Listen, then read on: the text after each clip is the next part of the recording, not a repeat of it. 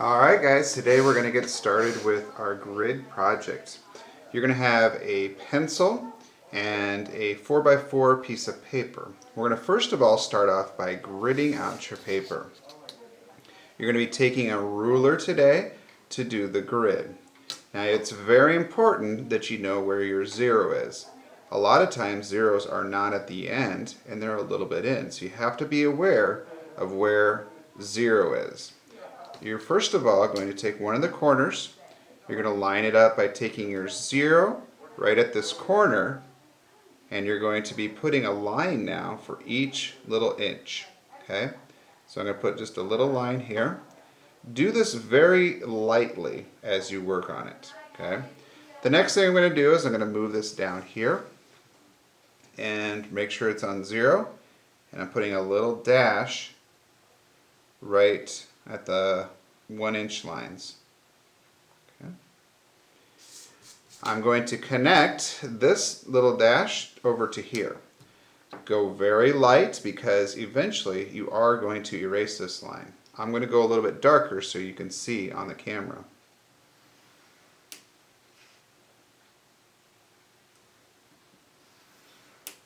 See how I'm holding it with my hand and pulling towards myself. So I'm pulling it, starting away and then pulling it towards myself. Okay? So we have 4 areas here. Now we're going to turn it and do the same thing.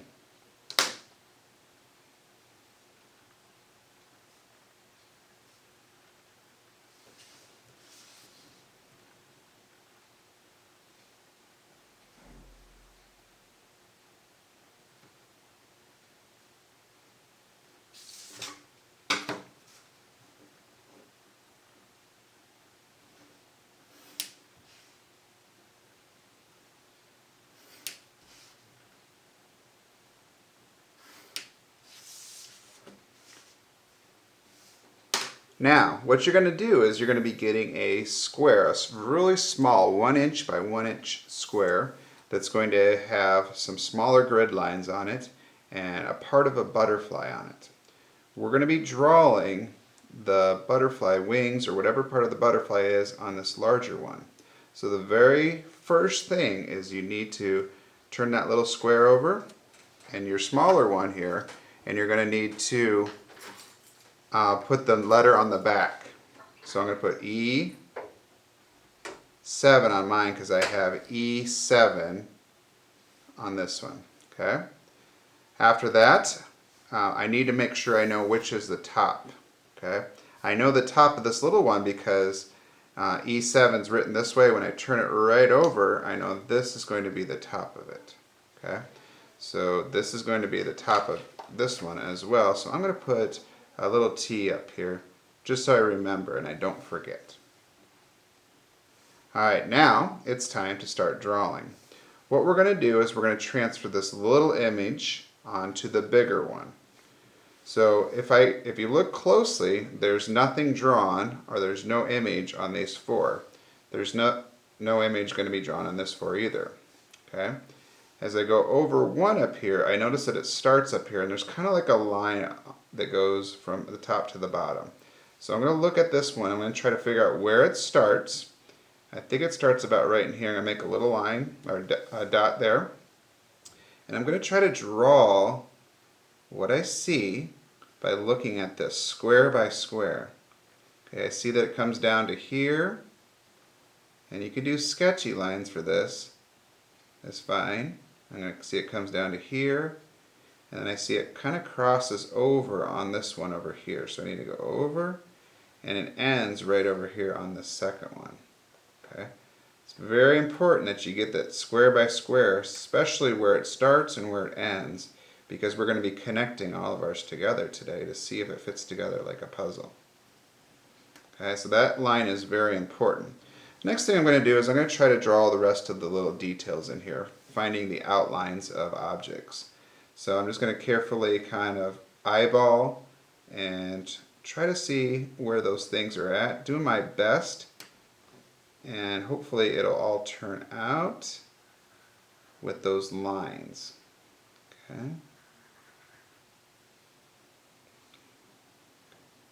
This one's actually going to come up here, so if you make a mistake, it's okay to erase it a little bit and go after it again, because those will happen.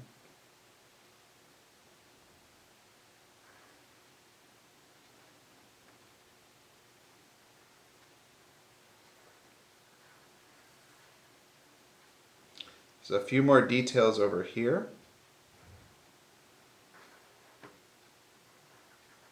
Okay, so you're really trying to find all those tiny details inside, and there's a few little lines in there as well. All right, this is one I was just working on a little bit ago. The next part is to create the black line. So in each one of those, there's going to be some areas that have some black. So you're going to be going over your pencil lines carefully, and then you're actually going to be coloring in any of the dark black areas. So in this one, there's kind of this area that's black here, here, and here. So I outline it, and then I just use my Sharpie to go over top and then to fill that in. The next step is to take an eraser, and I'll have some of these available for you guys. Makes it a little bit easier, and you can erase that grid line, because we don't want to see that grid line anymore. If you drew pretty lightly, it should erase. I went a little bit darker on this one, so it's not erasing as good. Okay? But if you went light enough, it should erase pretty easily, and you won't be able to see it anymore.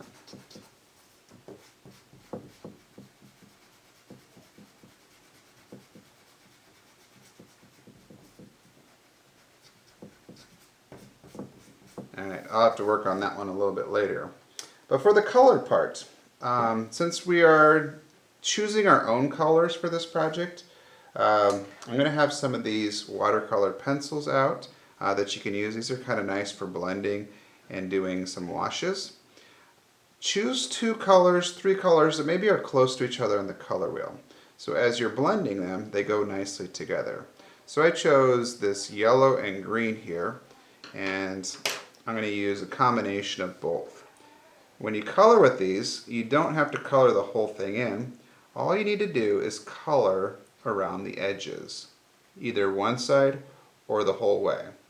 And what you're going to do is you're going to take the water and you're going to push it and move it, and it's going to create a nice gradient, and you're going to be able to change those values. This one maybe do here.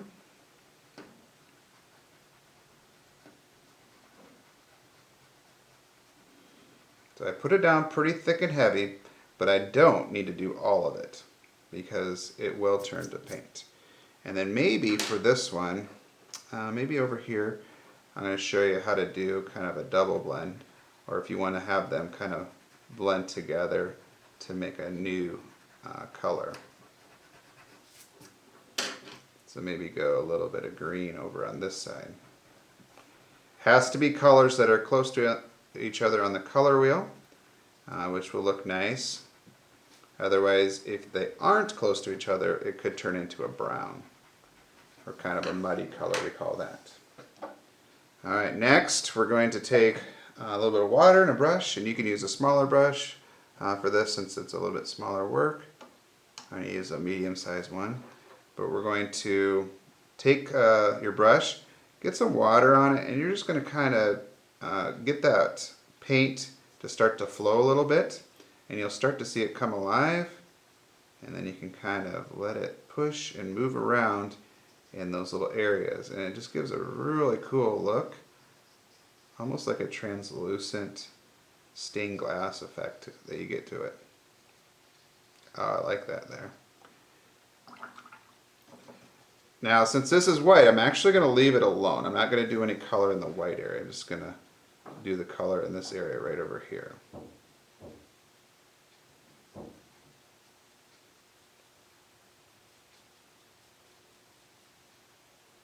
And there you go. Alright guys, can't wait to see how they turn out today.